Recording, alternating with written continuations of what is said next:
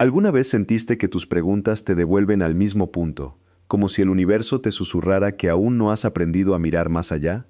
Esa sensación de estar atrapado en un bucle de dudas superficiales es más común de lo que imaginamos, y a menudo pasa desapercibida porque se disfraza de curiosidad inocente. Pero, ¿qué ocurre cuando esa curiosidad se queda en la superficie y no nos invita a profundizar? Hoy vamos a explorar 5 interrogantes que, sin darnos cuenta, pueden limitar nuestro crecimiento y mantenernos en la zona de confort del pensamiento simplista. Soy un psicólogo que ha dedicado años a observar los patrones mentales que guían nuestras conversaciones cotidianas. Cuando hablamos de una pregunta tonta, no buscamos ofender, sino identificar aquellas que emergen de una mentalidad de todo o nada, de sesgos cognitivos y de una falta de autoconciencia. En la psicología cognitiva, hablamos de heurísticos y sesgos. Cuando una pregunta ignora estos procesos, suele quedar atrapada en la categoría que hoy llamaremos tonta. En los próximos minutos, desglosaremos cada una de estas 5 preguntas. Descubriremos por qué aparecen, qué nos dice la ciencia sobre ellas y, lo más importante, cómo podemos transformar esa curiosidad limitada en una herramienta de crecimiento personal. Comencemos con la pregunta que, a mi parecer, es la más frecuente en cualquier conversación casual. ¿Por qué siempre me pasa a mí? Esta interrogante surge al experimentar un percance y, en el momento, parece una búsqueda de sentido. Sin embargo, desde la perspectiva psicológica, está alimentada por el sesgo de negatividad y el sesgo de disponibilidad. Tendemos a recordar los eventos negativos con mayor facilidad y a sobreestimar su frecuencia. Además, la ilusión del control nos lleva a creer que deberíamos poder evitar cualquier contratiempo, como si la vida fuera una serie de decisiones perfectamente predecibles. Imagina que pierdes el autobús y, de repente, sientes que el universo conspira contra ti. Esa sensación es comparable a una hoja que, en medio de la lluvia, parece ser la única que se moja, aunque la lluvia caiga sobre todo el jardín. ¿Te has detenido a observar cuántas veces, en realidad, la suerte es simplemente aleatoria? La respuesta está en reconocer que los eventos adversos forman parte de la distribución natural de la experiencia humana, y que nuestra mente tiende a exagerar su impacto cuando los vivimos en primera persona. Al comprender este sesgo, podemos cambiar la narrativa interna. En lugar de preguntar, ¿por qué siempre me pasa a mí?, podríamos replantear la cuestión a ¿qué puedo aprender de esta situación y cómo puedo prepararme mejor para la próxima? Esa simple inversión transforma una queja en una oportunidad de crecimiento. Pero no es solo la percepción de la mala suerte lo que nos lleva a preguntar. La segunda interrogante que analizaremos a continuación revela otra faceta de la curiosidad sin filtro crítico. ¿Qué pasa si? Esta forma de preguntar suele aparecer cuando imaginamos escenarios extremos sin evaluar los riesgos reales. Por ejemplo, alguien en redes sociales podría preguntar, ¿qué pasa si salto de un avión sin paracaídas? Esa curiosidad desbordada ignora el pensamiento mágico y la falacia del costo hundido, que nos lleva a sobrevalorar la imaginación frente a la realidad. La mente humana, en su afán de explorar posibilidades, a veces olvida que la lógica y la evidencia son los pilares que sostienen decisiones seguras. Cuando nos permitimos soñar sin límites, corremos el riesgo de confundir la fantasía con la factibilidad, y eso puede generar frustración o, en casos extremos, conductas peligrosas. Para contrarrestar este tipo de preguntas, es útil introducir una pausa reflexiva. Antes de lanzar la hipótesis, preguntémonos, ¿qué evidencia respalda esta idea? ¿Y cuáles son las consecuencias reales? Esa breve evaluación nos devuelve al terreno de la razón y nos permite distinguir entre la curiosidad creativa y la curiosidad irresponsable. Al reconocer estos patrones, empezamos a ver cómo nuestras preguntas pueden ser espejos de procesos mentales más profundos. La tercera pregunta que abordaremos nos llevará a explorar la relación entre la autopercepción y la comparación social. Pero antes de seguir, me gustaría saber tu punto de vista. ¿Qué piensas tú? Déjame tu comentario, me encantaría saber tu perspectiva. La tercera pregunta que nos convoca a la reflexión es la que muchos de nosotros formulamos en silencio, a la vez que la pronunciamos en voz alta, sin percatarnos de su peso. ¿Por qué me comparo constantemente con los demás? Esta interrogante, aparentemente inocente, encierra una red de procesos cognitivos que la psicología social ha desmenuzado durante décadas. La teoría de la comparación social, propuesta por Festinger, sostiene que evaluamos nuestras propias capacidades y nuestro valor a través de la lente de los demás.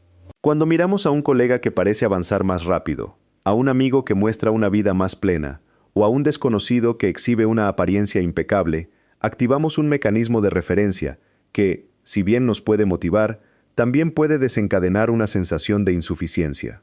En la práctica cotidiana, la comparación se manifiesta en esos momentos en los que, al abrir la pantalla del móvil, vemos la foto de un viaje exótico y, sin más, sentimos que nuestra rutina carece de brillo. Ese instante es la materialización del sesgo de mejoría o superioridad que nos lleva a valorar lo que no poseemos más que lo que sí tenemos. La metáfora que utilizo con frecuencia es la del espejo empañado. Cuando la superficie está cubierta de vapor, solo vemos fragmentos distorsionados de nuestra propia imagen, mientras que la figura del otro parece nítida y definida. El espejo nos devuelve una versión parcial de nosotros mismos, y esa parcialidad alimenta la comparación. Para romper este ciclo, es útil plantearse una pregunta inversa. ¿Qué aspectos de mi vida valoro sin necesidad de medirlos contra otro? La práctica de la gratitud, por ejemplo, nos invita a centrar la atención en los recursos internos y externos que ya poseemos, creando un contraste interno que reduce la dependencia del juicio externo. Además, reconocer que la vida de los demás es, en gran medida, una narrativa curada, nos ayuda a desmitificar la ilusión de la perfección ajena. Cuando comprendemos que la mayoría de las personas presentan una versión editada de su realidad, la comparación pierde su fuerza y la autoconfianza gana terreno. Pasemos ahora a la cuarta interrogante, que a menudo surge cuando el miedo al error se vuelve paralizante. ¿Qué pasa si no lo intento? Esta pregunta se instala en la mente de quien contempla una decisión importante, ya sea cambiar de empleo, iniciar una relación o emprender un proyecto creativo. El temor a la incertidumbre activa lo que los psicólogos denominan la aversión a la pérdida, un sesgo que nos hace sobrevalorar el costo de un posible fracaso frente al beneficio potencial de un intento. En otras palabras, el cerebro prefiere el dolor de una pérdida segura a la posibilidad de una ganancia incierta. Un ejemplo cotidiano es el de la persona que, al contemplar la idea de inscribirse en un curso de idiomas, se detiene pensando en el tiempo que podría dedicar a otras actividades. La mente, al proyectar el escenario de un posible fracaso, genera una carga emocional que, sin ser consciente, se traduce en procrastinación. La metáfora que utilizo aquí es la del puente colgante. Cuando miramos el abismo bajo nuestros pies, el miedo nos hace imaginar que el puente está roto, aunque la estructura sea sólida. Esa ilusión de fragilidad nos impide cruzar, aunque el otro lado ofrezca oportunidades valiosas. Para contrarrestar este patrón, es útil aplicar la técnica del pequeño paso. En lugar de preguntar ¿qué pasa si fracaso?, reformulamos la cuestión a ¿qué puedo aprender si intento y no obtengo el resultado esperado? Esta reorientación transforma el miedo en curiosidad y convierte la acción en una fuente de información, no en una amenaza. Además, la práctica de la visualización de escenarios positivos, acompañada de una evaluación realista de los riesgos, permite al cerebro equilibrar la balanza entre pérdida y ganancia, reduciendo la parálisis del análisis. Finalmente, llegamos a la quinta y última pregunta, que, a menudo, se oculta tras la superficie de nuestras conversaciones. ¿Por qué no puedo ser feliz? Esta interrogante, cargada de una carga existencial, revela una concepción errónea de la felicidad como un estado permanente y absoluto. La psicología positiva ha demostrado que la felicidad es, en realidad, una serie de momentos de bienestar que emergen de la interacción entre nuestras expectativas, nuestras acciones y el contexto vital. Cuando concebimos la felicidad como una meta fija, cualquier desviación se interpreta como un fracaso, lo que refuerza la sensación de insuficiencia. Un ejemplo ilustrativo es el de la persona que, tras alcanzar un objetivo profesional, espera que la satisfacción sea duradera e ininterrumpida. Al no sentir la misma euforia, interpreta que ha perdido la capacidad de ser feliz y, en consecuencia, se sumerge en una espiral de autocrítica. La metáfora que utilizo para describir este fenómeno es la del río que fluye. La felicidad no es un lago estático, sino una corriente que avanza, a veces con mayor fuerza, a veces con menor ímpetu, pero siempre en movimiento. Aprender a reconocer la naturaleza transitoria de los estados emocionales nos permite aceptar los altibajos sin juzgarnos. Una estrategia práctica consiste en identificar los valores que sustentan nuestra vida y alinearnos con ellos. Cuando nuestras acciones están en consonancia con lo que consideramos significativo, la sensación de plenitud se vuelve más estable, aunque no constante. Además, cultivar la autocompasión, es decir, tratarnos con la misma amabilidad que ofreceríamos a un amigo en momentos de dificultad, disminuye la autocrítica y abre espacio para experimentar momentos de alegría sin la presión de que deban durar para siempre.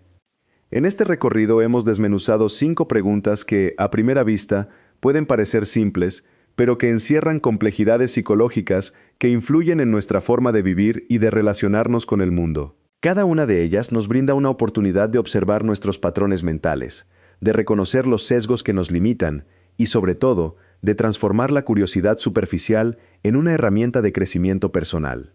Al aplicar las reflexiones y los ejercicios propuestos, podemos pasar de la trampa de la pregunta tonta a la claridad de la pregunta constructiva. Antes de cerrar, me gustaría invitarte a que tomes un momento para reflexionar sobre cuál de estas interrogantes resuena más en tu día a día. ¿Has identificado alguna de ellas en tus conversaciones recientes? ¿Qué pequeño paso podrías dar hoy para cambiar la forma en que la abordas? Deja tu comentario, comparte tu experiencia y, si sientes que este contenido ha aportado una nueva perspectiva, considera suscribirte para seguir explorando juntos los misterios de la mente humana. Tu participación no solo enriquece la comunidad, sino que también refuerza tu propio proceso de aprendizaje. Gracias por acompañarme en este viaje interior. Nos vemos en el próximo video, donde continuaremos descubriendo los patrones invisibles que moldean nuestras vidas.